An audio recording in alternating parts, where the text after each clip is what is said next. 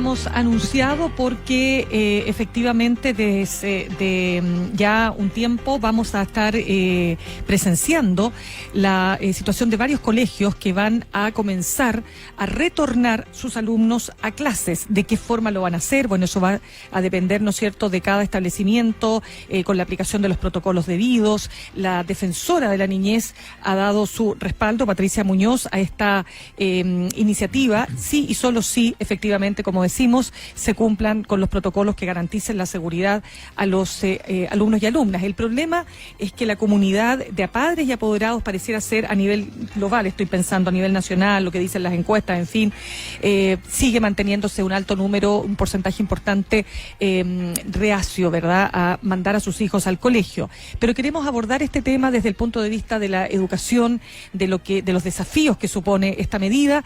Estamos en línea con la directora ejecutiva de Educación 2020, Alejandra Arrati. Alejandra, gracias por estar con nosotros esta mañana. Hola, buenos días, Mirna, buen día. Feliz de estar con ustedes, muchas gracias por la invitación. Alejandra, a ver, vamos entonces, porque mira, este es un debate que ha tenido varios derroteros y en un sentido yo diría que sí tiene razón el ministro de Educación, ¿verdad?, Raúl Figueroa, cuando dice que de alguna manera se ha convertido en un tabú. Sin embargo, el hecho de que algunos colegios estén pidiendo retornar a clases, ¿no?, ya definitivamente abre el debate obligatoriamente, y yo quisiera preguntarte cómo lo ven ustedes desde Educación 2020.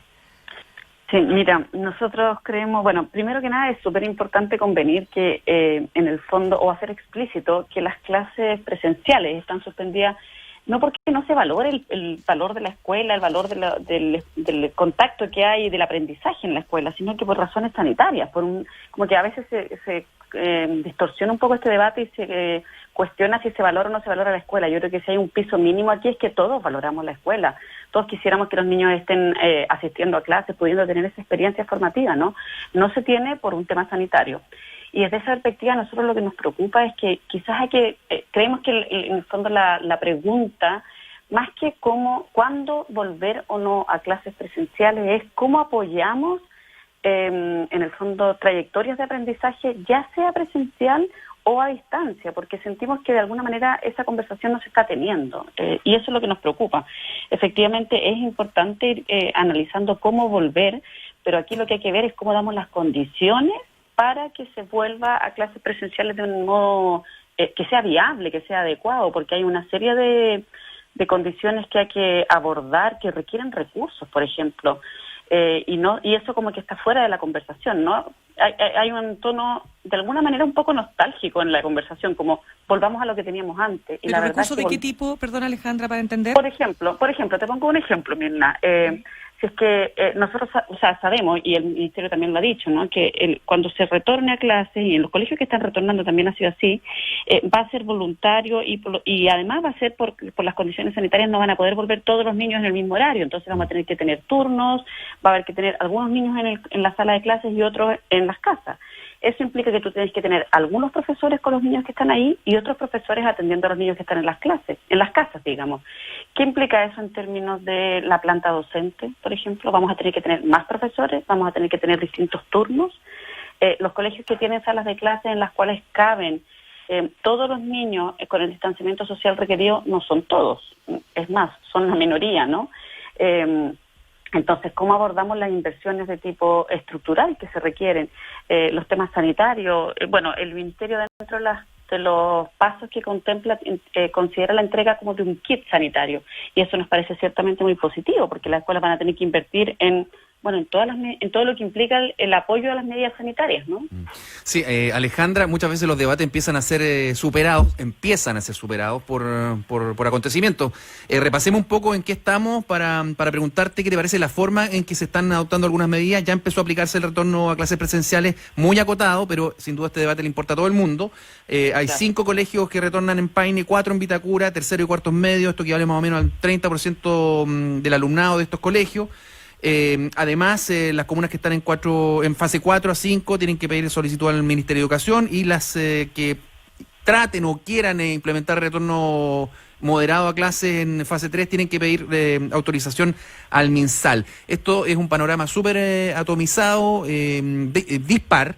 ¿Y qué te parece que precisamente se empiece como como a generar este cuadro, como por goteo, sin haber terminado el debate. Tal vez esto sea bueno como piloto, no sé, ¿cómo lo ves tú? Sí, mira, hay varias cosas. Lo primero es que es importante que esto sea de alguna manera que responda a las distintas realidades en los distintos contextos. Desde esa perspectiva nosotros creemos que es importante que sea de alguna manera voluntario, porque esto tiene que responder a las necesidades que están teniendo las distintas escuelas, al contexto en términos de contagio bueno, lo que en el fondo las etapas en que están en el paso a paso, ¿no? Sin embargo, es muy importante que haya un piso mínimo como país, ¿no? Y eso es lo que nosotros sentimos que ha estado un poco fuera de la conversación, ¿no? ¿Cómo apoyamos, por ejemplo, esto que les decía previamente, ¿no? Respecto a las condiciones? Este es un escenario, bueno, lo decíamos al principio, ¿no? Es un escenario muy, muy complejo y muy incierto todavía, pero es fundamental que se apoye ese piso mínimo y que se trabaje en el desarrollo de las confianzas. A nosotros nos preocupa mucho que esto es algo que no se hace por decreto, esto es algo que se hace en base a la confianza de los distintos actores. Y esa confianza la vemos un poco frágil. Por esto mismo que tú dices, porque se está haciendo de un modo un poco atomizado, porque lamentablemente no ha podido haber un espacio de diálogo y de conversación más permanente entre los distintos actores. Ustedes ven el debate público, uno escucha una conversación que es un poco binaria, ¿no? Como sí o no, esto que decías tú, Gerson, que los hechos van como ganándole la conversación cuando no hemos avanzado en esa conversación país, ¿no? Y por eso creemos que es importante, bueno, es fundamental ese espacio de diálogo con los distintos actores. Nosotros quisiéramos que todos los actores tuvieran aquí una aproximación compartida, ¿no? Y eso no se ha visto, lamentablemente. Claro, ahora de todas maneras vamos al tema de lo que supone no el no regresar a clase. Estamos conversando con la directora ejecutiva de Educación 2020, Alejandra Ratia. A ver, si pensamos en un escenario, Alejandra, donde vamos a volver no antes de marzo del próximo año, y pensando lo que ha sido este año, hablemos solamente en materia de impacto, porque aquí hay dos frentes. Uno, el impacto, hablemoslo así, académico, y otro, el impacto en lo social, en el desarrollo de cada alumna o alumno. Esto mismo ha sido digamos, analizado por la propia ONU, ¿no? Cuando se señala que esto va a tener un impacto de retroceso también y de mayor empobrecimiento justamente de los niños, niñas y adolescentes en el mundo, que depende que su educación es mucho más gravitante, particularmente en territorios donde están más desprovistos de recursos, más pobreza, en fin. Entonces, volviendo a Chile, ¿cómo ves tú el impacto que esto va a tener? Estamos quizás poniendo un énfasis muy alto. Es mejor soltar y decir, si se perdió en términos académicos el año en un sentido, no importa, eso se recupera. ¿Va a haber efectos que va a ser difícil recuperar? Sí, mira, a ver, nosotros creemos desde Educación 2020 que sin lugar a dudas esto va a tener un impacto, porque en el fondo la escuela tiene un rol que es irreemplazable. Ahora, la gran pregunta es, en el fondo, dos preguntas te diría yo. La primera es contra qué contrastamos en relación a qué contrastamos ese impacto. Si lo miramos en relación a un año normal, por cierto, va a tener mucho impacto en términos de cómo progresa el aprendizaje y en relación a la experiencia formativa. Piensa, por ejemplo, en los chicos y chicas de cuarto medio, fundamentalmente. Ahí hay un impacto también emocional. Es un año súper importante en términos como del cierre, entonces hay que ver cómo abordamos ese desafío. Y voy a volver a esto inmediatamente. Pero en segundo lugar, también es importante plantear que esos impactos hay que mirarlos en perspectiva. Y en el fondo uno tiene que decir, bueno, esta es la experiencia vital, por decirlo así, que nos está tocando como humanidad, porque además esto trasciende a Chile, ¿no? Que nos está tocando como humanidad. Entonces la pregunta es más bien, más que decir, ¿cuál es el impacto en relación a cómo hubiera sido un año normal? La pregunta nosotros creemos es, bueno, ¿qué aprendemos de este contexto? Y nosotros desde esa perspectiva somos súper defensores de que este no es un año perdido en absoluto. Es un año que nos puede permitir remirar algunas cosas. Y ojalá no volvamos a la escuela cuando esto, entre comillas, pase, como si esto no hubiera pasado. Esta es una oportunidad para, por ejemplo, reponderar el valor que tiene todo el aprendizaje socioemocional en la formación de los estudiantes. Hay mucho cuestionamiento hace mucho tiempo a una perspectiva y mucha demanda por una perspectiva más integral al aprendizaje, que no miremos solo lo que se aprende, voy a extremar el argumento, ¿no? El lenguaje y matemática, por extremar el punto, sino que lo que se aprende en términos de la formación de las personas, las capacidades, por ejemplo, para vivir en comunidad, para construir la democracia, para construir lo común.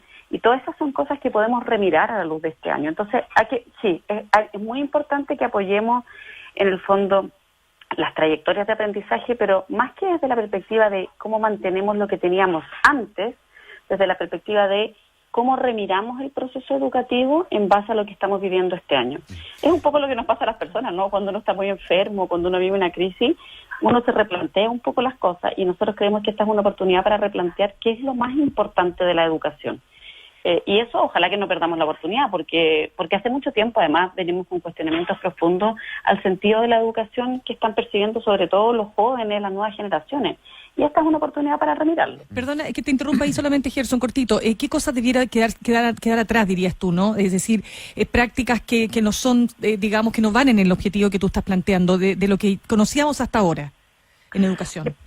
Sí, mira, por ejemplo, el tema del rol que tienen las emociones y el aprendizaje socioemocional yo espero, confiamos desde Educación 2020 que sea un gran aprendizaje. El vínculo con el entorno, la capacidad de vincular los aprendizajes con lo que está pasando en tu entorno y hacerlos más significativos. El mismo ejercicio que se está haciendo en algunas comunidades educativas de avanzar en mayor innovación para poder tener aprendizaje más significativo, mezclar, por ejemplo, algunas asignaturas, hacer aprendizajes que impliquen como salirse de esta mirada como a veces que tenemos en la escuela como de compartimentos estancos, como que las asignaturas son separadas y no conversan. Bueno, ahora están ocurriendo muchas experiencias súper positivas de mezclar asignaturas y hacer experiencias de aprendizaje más significativos que impliquen una visión más integradora. Sí. Esas cosas ojalá vayan ocurriendo, ¿no? Estamos hablando con Alejandra Arratia, directora ejecutiva de Educación 2020. Alejandra, no sé si escuchaste al presidente anoche, pero hay críticas a propósito, bueno, considerando que la educación es uno de los aspectos esenciales y también uno de los más golpeados por la pandemia, le pegó a todos, pero sin duda más a los sectores que menos tienen. ¿Echaste de menos a lo mejor un énfasis más cototo, podríamos decir, en el tema de educación en el presupuesto? Sí, totalmente. Nosotros hubiéramos querido... No hemos revisado lo que en profundidad todavía, no porque se está recién mandando, pero claro, uno hubiera querido una... A ver, si es que la educación es realmente una prioridad, uno esperaría una inversión decidida, lo mismo que conversábamos al principio. Esto va a implicar, en el fondo, una cantidad de requerimientos para la escuela tremendo. Y además nosotros, lo que estábamos conversando recién, nosotros quisiéramos aprovechar para que se hiciera una inversión decidida de decir, bueno, vamos a aprovechar este momento para mirar y repensar la educación que el país necesita para el desarrollo. Y eso no se ve. De hecho, sin perjuicio que uno puede entender el impacto, y sin duda tiene impacto para la familia, el tema de que haya o no clases presenciales en términos de vuelta al trabajo. También que el argumento para el retorno a las clases presenciales sea solamente la reactivación económica y la necesidad de volver de retornar a los trabajos. Nosotros creemos que de alguna manera cuestiona un poco el sentido que tiene la educación para nuestra sociedad, ¿no? Nosotros creemos que aquí lo que está en juego es los niños, las niñas, los jóvenes, ¿no? Entonces nos hubiera gustado una prioridad mayor, sí, nos hubiera gustado una prioridad mayor. Bien, queremos agradecer a Alejandra Arratia de Educación 2020 por este contacto con ADN hoy. Alejandra. Gracias, Alejandra. Muchas gracias, Gerson.